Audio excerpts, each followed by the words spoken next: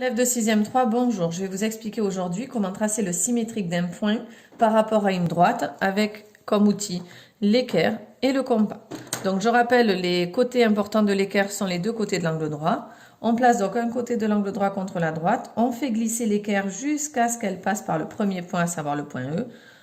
On trace, puis on prolonge le petit morceau que l'on vient de tracer. Vu qu'on a utilisé l'équerre, on pense bien mettre le codage de l'angle droit. Et voilà maintenant qu'intervient le compas. Donc on pique le compas sur l'angle droit, on écarte jusqu'au point E et cette longueur-là, on la reporte de l'autre côté. Alors parfois c'est délicat, comme ici quand l'espace est étroit.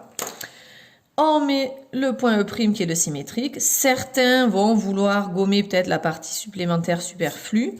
Et par contre, on pense à mettre le codage pour expliquer que ces deux longueurs-là sont les mêmes. Ceux qui ne veulent pas utiliser le compas, on mesure l'espace qui est entre le point E et la droite à la règle et on reporte cette longueur-là de l'autre côté. Et je fais pareil pour tous les points, je vous en remontre un.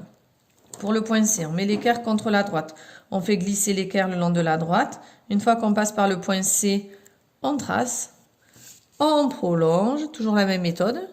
On met l'angle droit pour montrer qu'on a bien fait perpendiculaire. On se pique sur l'angle droit, on écarte jusqu'au point C et cette longueur-là, on la reporte de l'autre côté. On écrit le point C'. On met un nouveau codage parce que les longueurs sont les mêmes mais sont différentes d'ici. Et on passe au point d'après. Lorsque le point est en bas, évidemment, on met l'équerre vers le bas. Et on fait la même chose. Donc, vous allez faire cet exercice d'application. Et pour le cours d'après, vous allez faire l'exercice 1 de la fiche 3 et l'exercice 1 de la fiche 4.